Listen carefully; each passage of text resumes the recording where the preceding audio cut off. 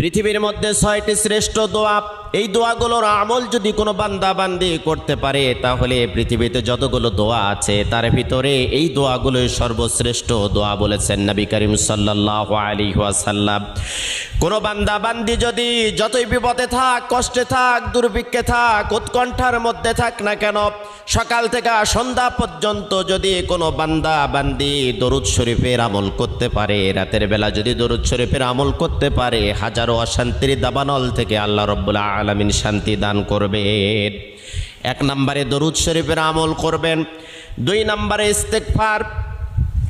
আপনার মুখটা এমন হয়ে যাবে আল্লাহ রাব্বুল আলামিনের কাছে দোয়া করার সাথে সাথে আপনার দোয়াটা কবুল হয়ে যাবে। সব সময়ের জন্য পড়বেন আস্তাগফিরুল্লাহ আল্লাযী লা ইলাহা ইল্লা হুয়াল হাইয়ুল কাইয়্যুম ওয়া আতুবু ইলাইহি। যদি না পারেন তাহলে পড়তে থাকবেন শুধু আস্তাগফিরুল্লাহ। 3 নম্বরে আপনি পড়বেন ইয়া যাল জালালি ওয়াল